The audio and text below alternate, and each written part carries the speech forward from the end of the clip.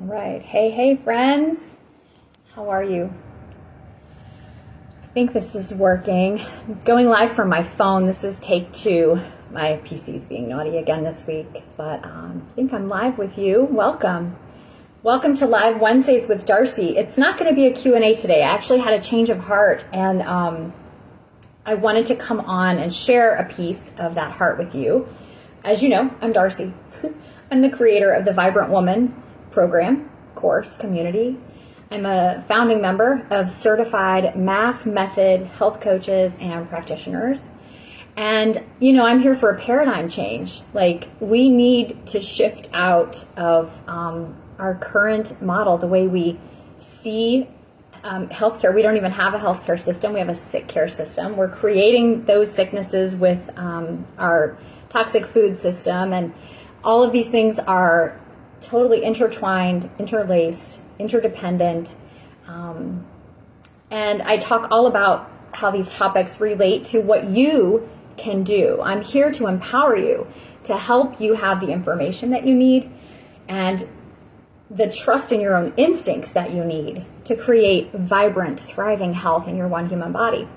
But what I really wanted to do today, and we will come back, I know I promised to talk more about allergies, and we're going to press pause on that. I'm going to talk about allergies next week because I wanted to come and share a piece of my heart with you today.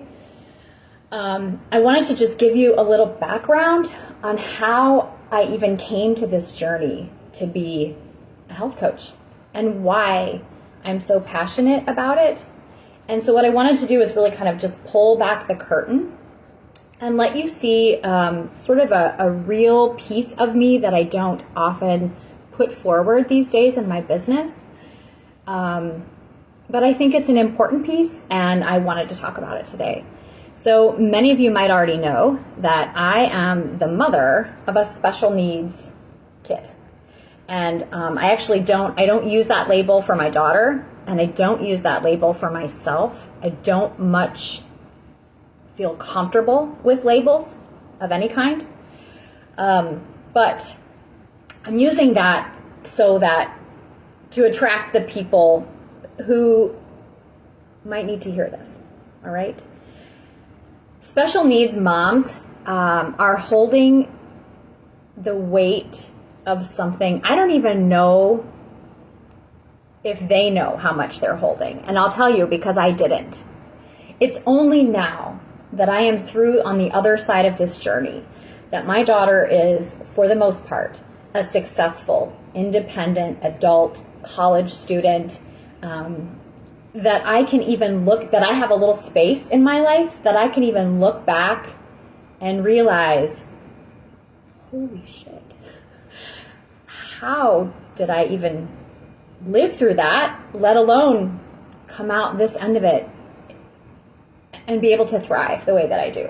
So I just wanted to share a piece of my heart. I'm just going to tell you a little bit about my story, how I came to this work. And it really starts all the way back in the beginning of my initiation into motherhood. So I'm just going to tell you a bit of this story. I'm not sharing all the details. We don't have time for all of that. And some of it I'm going to save for the book. You're just going to have to read the book that I'm working on, a memoir about this experience. Because here's what's really important. I give this to you, I put this out, because the nature of social media, right, and marketing and the ways that we have to access each other these days are so fast. I cannot fit this story into a 60-second reel. It doesn't fit into a 26-second story. And so I wanted to go a little more in depth on this today and just share who I really am based on what I've been through, in case anybody else needs to hear it, and in case that just helps you know if, I'm the kind of person you would want to work with. I'm going to tell you at the end how I can help support other moms who are where I once was. But I think it's really important that women, mothers especially, but all women, begin to share their stories, and not in a way that we're worried, like showing up to please. Showing up to tell a great story, showing up to read a story that we've, written and edited and crafted. And I think we need more of the unscripted stuff. And I don't mean, unprocessed trauma and drama, but I do mean off script so that it can just be really real and authentic. And I've been craving the space, the opportunity to share my voice in that way. And so I decided I'm just going to do it today. I was 21 years old. I was single. I was a college student in my senior year of college when I found out I was pregnant for my daughter, Haley. Totally changed my life. In a way I have absolutely no regrets. For as young and naive as I was also fiercely sovereign. I mean, I knew what I wanted. I could feel the instincts inside of me guiding me. I've always been very clear about that. In fact, the way I found out that I was pregnant was not by a pregnancy test or tracking or anything like that. I actually had a clairaudient experience. I woke up from a dream and I heard, I wouldn't even say they were like voices. It was like a choir coming from every cell of my body and from the whole room around me. And they were singing that she's here. I remember thinking, who's she? You know, I wasn't totally tapped in and totally trusting of my instincts and my non-physical guidance the way that I am now at that time. But I was pregnant for my daughter, Haley. So I knew I was going to take this really unrehearsed, unplanned journey headlong straight into motherhood. At a young age, I was naive enough to not have any clue how clueless I was or what I was getting into. But here's what happened. At 12 days old, I was up in the middle of the night with this fussy baby who, thankfully, my mother was smart enough to say, you know, like by the third call, by dawn, I called in the backup and I called my mom and said, you know, I haven't had any sleep. This baby has been so fussy all night and it's so weird. She won't let me comfort her or cuddle her. And she's, you know, nothing is working. She's arching her back. You know, the cry is intensifying. My mom says, take her temperature. It's 103 point, I don't know, something. It's more than 103. And this baby's 12 days old. So, you know, from that moment, I really feel like all the life that I even knew, the landscape of life that I even knew was literally stripped from me. And it was like this vortex opened and I was just like propelled or sucked into this new existence that was unfolding. So I had to live through some of these experiences as this journey unfolded. So and in those days, there was no real call. It was like a pager, right? Like, so I had to call the paging system and like leave my number. And then the doctor was going to be paged and call me back.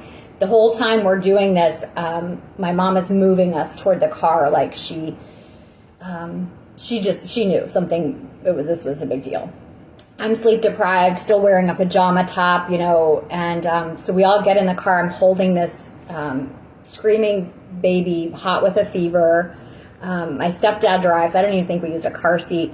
We get to the hospital. They were expecting us. They whisked us through past admissions and through hallways and brought us into a room where they took the baby from me and stripped her down and whisked her away to do some tests. And I remember standing there in that hospital room, like realizing it's like morning. These people are here at work. I'm completely sleep deprived and clueless. I had no idea yet the danger that Haley was in. And so they bring her back about 20 minutes later. They had done a spinal tap. She was in an incubator, you know, with tags on her wrist and tags on her feet and leads all over her body.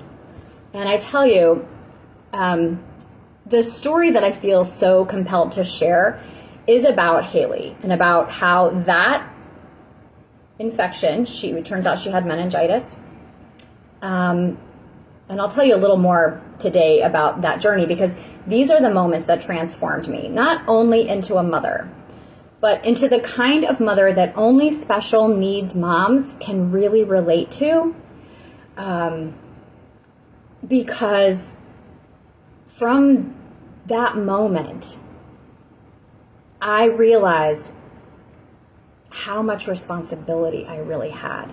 And it's not just typical mom responsibility. It's not just the responsibility of this tiny, fragile, precious life that you're going to feed and care for. And again, I was young. I was really clueless. I mean, I was devoted mom, but I just had no idea.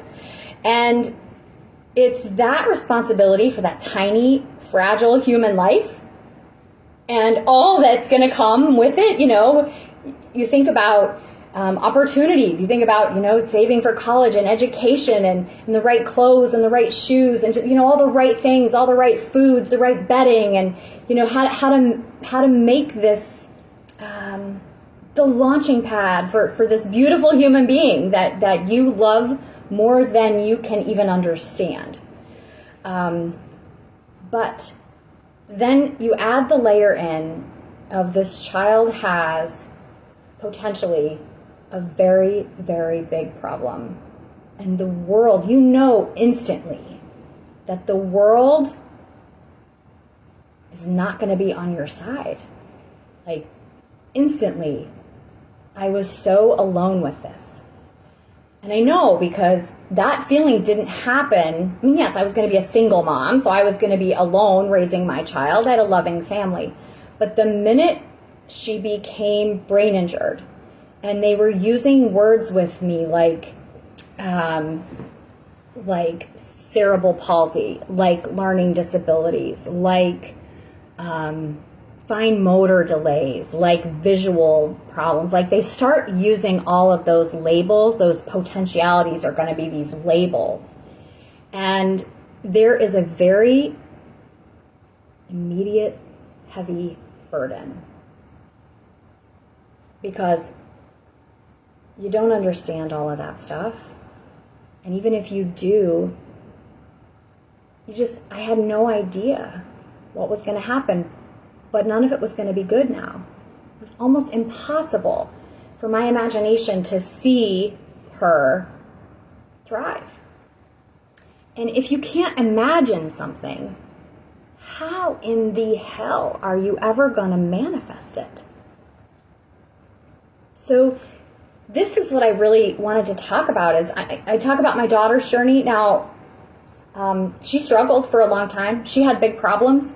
And they were just not okay with me. And I've told you parts of this. You get this in sound bites from me, right? In my little marketing blurbs. Haley's journey from brain injured to business school. It's pretty catchy, I think. And, in my book, I have her permission to write. We're going to tell you that journey, what the problems were, how I found the solution, what that looked like. That solution was a whole hell of a lot more work than I had ever dreamed of and changed my life forever. But it gave Haley the opportunity to outgrow her disabilities. Now, you've heard that from me. She's an independent college student and that I did this and whoa, hurrah, what a great, mom. I hear this all the time. You're such a great mom. Well, we're going to tell you part of the story. Haley doesn't always agree with that. I was a wonderful mother and I was a terrible mother. And so I think what it's time to start telling really is the story of how all of this really impacted me as a mom. Because I have a feeling I am not alone. I have a feeling there are other women out there where I once was. And let me just give you another quick snapshot of where I once was. Alone, on a couch, late at night, sleep deprived, nursing a baby that couldn't latch on, wouldn't latch on, whatever, struggling to nurse, feeling committed to nursing. It's the right thing to do. With, mild mastitis, so mild infection. So every suck is painful and, trying to do this and it sucked. And I remember thinking to myself, and the other side, so the baby finally gets latched onto one side, the other side is leaking profusely. So you're sitting there in a puddle of your own damn breast milk all down the front of your nightie. Can't get up and get a towel because the baby, not strong enough yet to hold the baby one-handed. You get strong enough as you hold that baby one-handed enough, but, wasn't prepared. And I remember sitting there just sobbing and thinking to myself, the only thought that kept going round and round and round and round in my mind was, I do not want to be doing this. I don't want to do this. Well, lo and behold, it was literally 2 days after that Haley had the terrible night, the fever. We end up in the hospital. She gets her spinal tap, comes back a few hours later, positive for group B strep. And it's all in yeah, so spinal tap basically takes spinal fluid. So if there's bacteria there, if the cultures of bacteria grow from that tap, they know that bacteria is present both in the spinal fluid, but that's the same fluid that surrounds the whole brain. So, that's meningitis, and it causes, of course, swelling and inflammation, and it's that swelling that puts enough pressure on the brain that about 2 days later, we really almost lost her. So I thought that night with the fever was bad, and it was about to get much worse.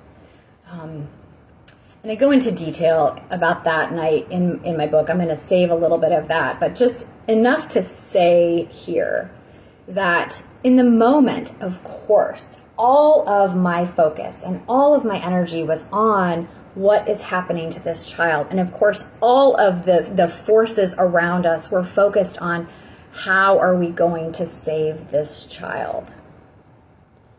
And it's only now that I look back that I realize, and this is not to fault or blame anyone. Everyone was doing their best. Everyone was there to help me care for Haley and to be there in support of what was going to happen with Haley. But it was 3 days for me without brushing my teeth or a shower. Wearing a dirty milk-stained pajama top around in a hospital. Sleeping, that's a using that word kind of loosely, in a freaking recliner chair in a hospital. I actually ended up spending about 3 weeks doing that because she had to get transferred to Riley, but that's another part of the story. And what I'm saying is I look back on those moments, and maybe it's different now, and maybe it's, not the same for everyone, and I am no victim, not a victim. I'm just saying moms endure a lot of trauma with very, very, very little support, pathetically inadequate support from the culture. So I'm sharing this story today just as a way to sort of name and honor some of these things that I have lived through myself, and as a way to say, I'm pretty sure I'm not alone. Pretty darn sure I am not alone. So if you are out there and you have experienced a health crisis with your child, whether it led to brain injury and long-term disabilities or not, I hope that you will take a minute and sit still with yourself and really show some love and gratitude to yourself for what you've survived as a mom. I know that's where I am right now, and that's the lens through which I'm writing this book. And so much of the book, I said, is focused on what I really want to do then is reach mothers and let you know labels like ADHD, autism spectrum disorder. I hate these words, disorder. I really hate them. And I'll talk more about that in the future, maybe not today, but I don't think my daughter has a seizure disorder. We refer to it as a seizure order because after she has a seizure, everything is put back in order. It's like these are the things that the body and brain have to do. This is the body and the brain trying to express what is out of order, but it wants to be back in order. It needs to be neurologically organized. All of those labels, learning disabilities, dyslexia, there's tons of labels now. And what those labels do is describe the symptoms. It's important to find and treat the root cause. That's what I'm all about. And of course, a big part of my work is sharing this information so that mothers of those children today can find real solutions today. There is no reason to wait. There is no reason to feel like a damn badminton and a ball in a ping pong game, running back and forth to the specialists, none of them taking full responsibility for the holistic health and well-being and development of this child. Everybody just has their one little piece of the puzzle that they have a pill for or a surgery for, and that none of that fixes the root cause. So I do want to tell you a little bit about this too, because the solution. I want to tell you a little bit about the solution that we found. And the reason that I want to do that is because I think it is so important that you have options. You have options. You can, in the mainstream model, you can get tons of support and services, many of them actually paid for by insurance, that will help your child learn to live with their disabilities. Put in quotes because I'm not down with those labels. Or if you are anything like me, and I know so many of you are, I want to talk about my experience of this, because so much of the talking that I do is about like what I did for Haley and what we did with Haley and how Haley made this journey and how Haley has overcome. And that is an important story to tell, and I'm committed to telling it. It's the one I usually tell. But today I'm trying to remind myself to back up a little bit and tell what's my story. What was my experience of that? How did that journey impact me? Well, so anyway, Haley does, no spoiler alert, but she makes it and she does well, and she hits bumps sometimes, which is what made me have this change of heart to not do just a standard health Q&A today, but to do a little bit of this sharing from the heart, because she hit a bump today, a couple days ago. And I don't know about you other special needs moms, and if you like that label, you can have it. I put it in quotes because, again, I don't take that label on, but I want to make sure that I'm clear who I'm talking to, right? So that we know. I think if you're a mom of a non-special needs kid, this applies to you in lots of different layers. I think if you're not even a mom at all, this is important for you to listen to, because I tell you, we feel freaking invisible. We feel invisible in this culture, in this society. Nobody has any idea how much it hurts your heart, the trauma triggers that we have inside of us. When, for example, a couple of days ago, my daughter comes to me with the panic in her voice that she feels like she's going to fail a class. Now, I know all parents can relate to okay, we want our kids to do well, and some of us get really entangled with that. To be honest, I feel like I've done a really good job of letting her go, letting her fly, taking my place in the background, But I tell you, as the mom of a special needs kid, of a kid whose life and survival and well-being were literally on the line in so many ways, there is a part of me that I have to work very, very hard to quiet down this part of me that wants to jump into fix it, control it, save her mode. And it's because I am still working on healing that part of me from it started as one night in the hospital. I've begun to tell you about the one night where literally I didn't know if I was going to be a mother the next morning, where I waited through the night as the little green things bounce on the screen, willing those numbers to stay where they needed to stay, willing that to happen from my recliner chair, with a tiny newborn sock in my pocket that I rubbed like it was a frickin' talisman, like it was my rabbit's foot or something, willing that we would still need this sock. And she did survive the night. She was brain injured. I'm going to tell more of that story, like I said, in my book, and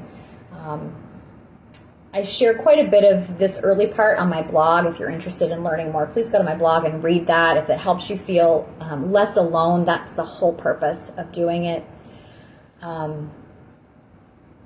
But the idea here is that just because my daughter has grown up and outgrown most of her disabilities and is leading a successful independent life and is doing all these things that we were told by experts she would never be able to do, and doing things that her peers, the kids who, and I hate to say it this way, but listen, in the unplanned control group, if this were some kind of a loose scientific study, Haley's an example of what happens when we apply the correct treatment of treating the root cause and what is possible when you do that. Those other kids did the mainstream therapies. A lot of them are still on the medications, and they're still having the same problems. And a lot of times those problems, unfortunately, do get worse, and they get bigger. A bigger brain and a bigger body, growing needs for oxygen and nutrients and that stuff, those things not addressed. The root cause is not addressed. And it's sad. It hurts my heart. It hurts my heart to see that happen. It hurts my heart to say that happens. I meet kids all the time when I was doing private tutoring, coming in on 6, 7, 8 different seizure medications and literally medicated out of much of their cognitive ability. And that's why they needed tutoring. And I would say to myself inside, thank God that's not my baby. That was never going to be my baby. So I did. I walked this journey. But what I'm here today to just admit a little bit is that definitely takes its toll on the mom. And the moms, I think, are just about the most ignored, just about the most invisible members of society, unless and until, we stand up and we scream about something and then we en masse and then we can get some little baby steps made. And what I'm saying is that a lot of moms don't even have the energy for that. It takes a tremendous amount of energy. Number one, to just get through the day and get through your thoughts and your fears and your worries about what's going to happen to your special needs kid. When they're with you, when they're not with you, to be able to send them to school, to be able to let them go out into a world that doesn't really understand them or their needs, to constantly be advocating. These are no small tasks. This is so much of a full-time job. You just have no idea. And again, I am no victim. But I just think it's time to put my voice to this, to call you in if you are someone who is living through this. I just want you to know that you are not alone. That's really it. I wish that somebody had I could reach back through time and just reach that Darci who was, sitting in that hospital room, rubbing that baby sock, willing those numbers to stay in the safe zone, willing that baby to keep breathing through the night. And walking I had to pump my breast milk. And I ended up having to do it for about 3 weeks while Haley was in intensive care. To walk to the other end of the hospital, down these long, creepy corridors, the freaking breast pump machine was in a creepy little, dirty little closet in an out-of-the-way place, had a chair. I think I had 2 chairs. I think my mom came with me once. And I had to go every few hours to go and express my breast milk for 2 reasons. I was terrified I would dry up, and I thought, oh, hell no. I'm not going to, this was like willing those numbers to stay, willing this baby to stay alive through the night. It was like, if you build it, she will come. If I have the milk, if I keep the milk, she will make it. She will need it. So, breastfeeding is a supply and demand thing. So I was already, by the time we ended up with her in newborn intensive care that scary night, I had already been 3 days without nursing because she had been in this incubator. So I was terrified my milk was going to dry up. So I walked the damn long, creepy halls in the middle of the night by myself to go sit in this gross little tiny closet. It was like a supply closet. I'm there pumping my milk like there's mops there and boxes and whatever.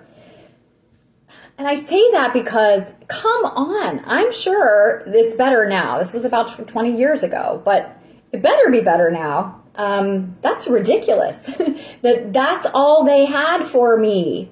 Surely I'm not the only mother of a newborn in intensive care needing to express her milk for her baby, hoping her baby survives, and then they will need the milk. And if you don't keep expressing the milk, it dries up in then a week at least. You notice a big difference in a couple of days.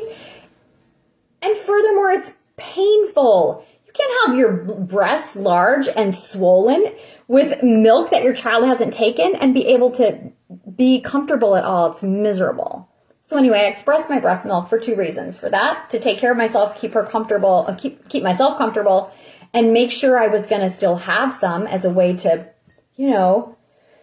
will the universe, will God to keep my child alive. But then she needs it.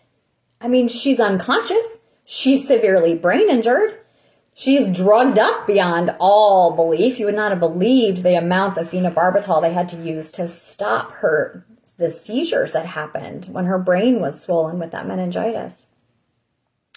So, I wanted to feed my baby.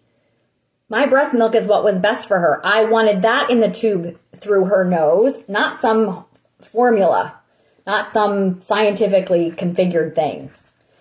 No, my breast milk for my baby.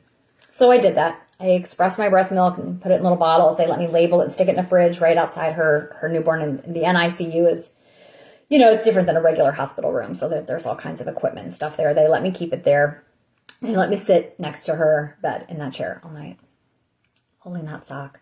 So I tell you, she did make it through the night. She makes it through a really intense journey of rehabilitation and both the good and the bad of all of that, and she makes it to college. And she's in the other room studying for this exam in this class that she came to me the other day saying she feels like she's not doing well, that she might fail it. And I'm telling you, every single one of those bells went off in my body.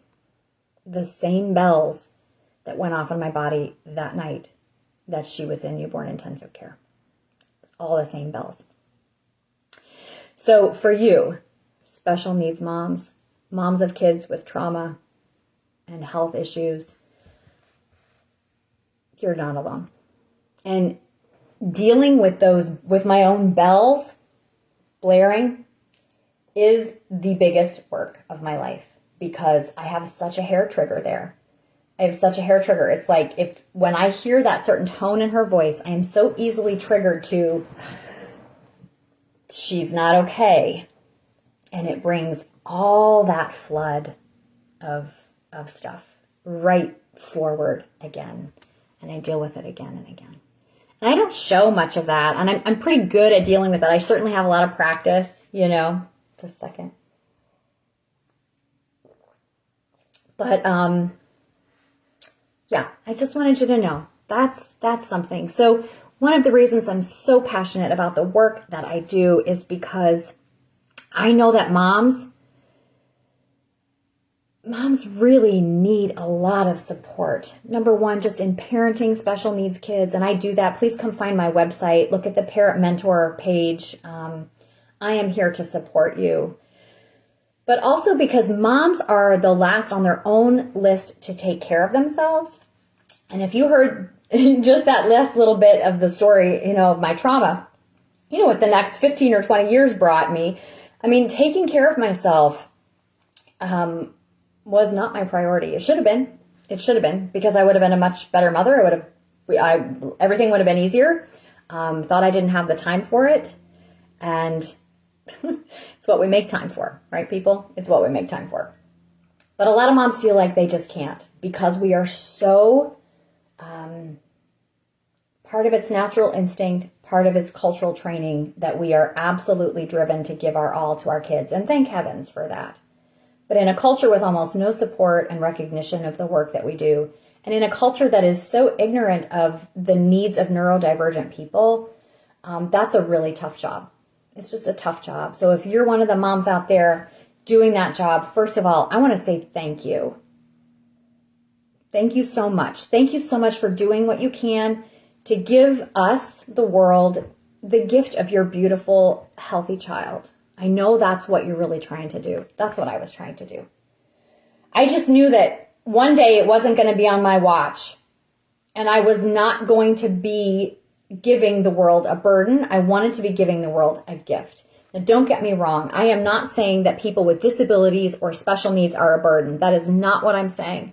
What I'm saying is that I internalized a whole hell of a lot of shame about how my daughter was going to turn out. And I internalized a whole hell of a lot of worry and guilt about how my daughter was going to turn out and about what would become of her and if she would be happy and healthy and what I could possibly do about that, given all of these terrible labels and prognoses that we walked away from that hospital with.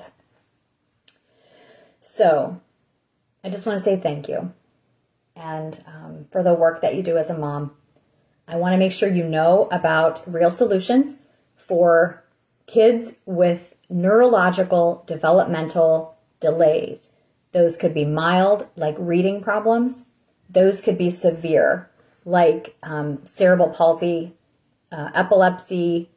And again, I really feel uncomfortable saying these labels. I would much rather talk about the parts of the brain that are implicated. I would much rather say kids with a mild cortical disorganization or a visual lack of convergence or a strabismus. I would much rather say things like that. I would much rather say things like children with midbrain problems or proprioception issues. I would rather really talk about the root cause than refer to those people as those labels as if that's how they are.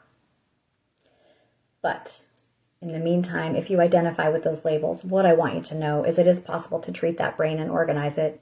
And I know because I did. And so if you want more information about that, the program, what it's called now is the Doman Method Program.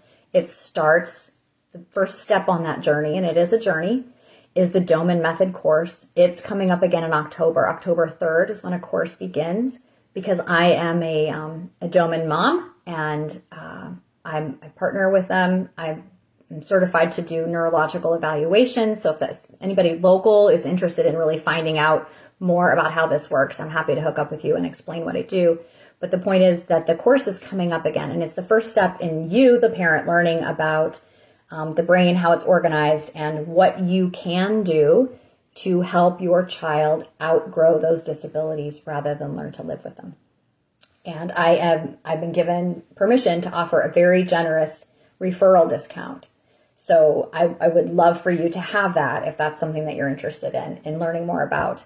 I'm not sure if I'm going to put that link around. I really don't want this to feel like, I tell this story and then I pitch this thing. So I may or may not put the link nearby. I want to make it accessible to you, but I want to make sure that you really do understand, what I'm advocating for, what I'm pointing you towards, what it is, my own experience with it. So I think the best way is I've just been inviting folks to reach out. Let's have a short conversation. Tell me about your beautiful child. I will tell you about mine. And then I will give you the information for you to look and see if that would be a good fit for you, because ultimately you decide. And that's what I want. I'm going to leave you with this. Mothers, I really want you to surround yourself with people and professionals who will support you in believing in your own instincts and not gaslight you out of your knowing.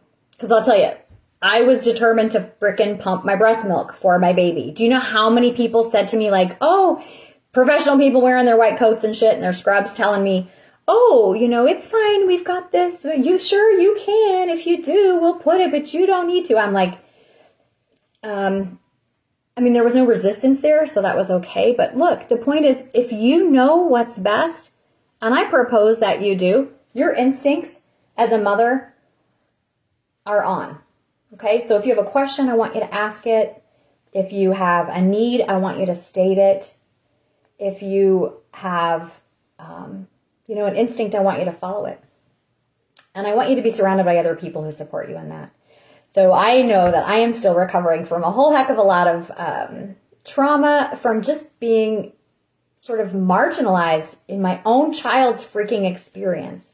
And eventually I left all that behind. And that's what I think makes the Doman Method course and their program so different, is it really is mother-centered. It's child-centered, but from the perspective of believing mothers, teaching mothers, uplifting mothers, supporting mothers. And when I finally found their work, founded by Glenn Doman, and brilliant genius, paradigm-changing human that he was, I was ready for it. And I remember just feeling really lit up inside, like, this is it. This is something I can do, because this is something they're going to teach me. They're not going to try to separate me from my child. They're going to teach me how to be the best rehabber for my child.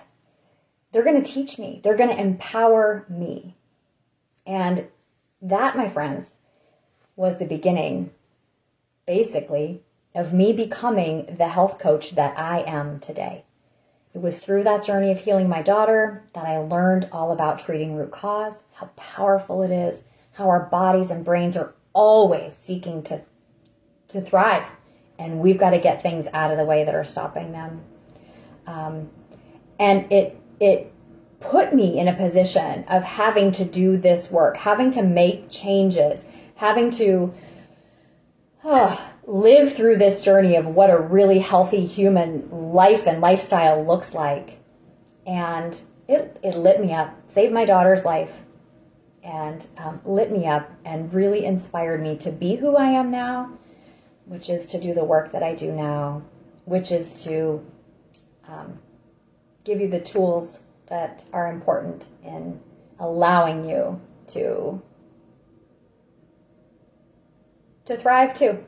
You deserve it. You were made to thrive. So were your kids. I would love to talk more about this with anybody who is interested. Thanks for bearing with me today. I really just felt like I needed to come and share a bit of my heart. If you're interested in my story and a little bit more of those details of those terrible hospital nights and then what kind of came after that, I write a lot of it on my blog. You're welcome to go read what's there. Writing it in my memoir, so it would be really great to have you follow me here on Instagram, on YouTube. Those numbers of subscribers and followers eventually are going to mean a whole lot when I take my finished manuscript to an agent and a publishing house. And so if you're interested at all or have friends who might be, please help me grow my audience and my platform so that we can get this story. It's not about me, being popular so I can tell my story. This is about reaching the people who need this. This is about reaching the people who are where I once was, the people who feel alone and kind of hopeless about their kids. So there is hope. And I just came here to spread a little bit of it from my heart today. So thanks for being here. I love you all. And I can't wait to see you soon. Okay, next week I'll come back and talk about allergies and what you can do, I promise. Have a great day.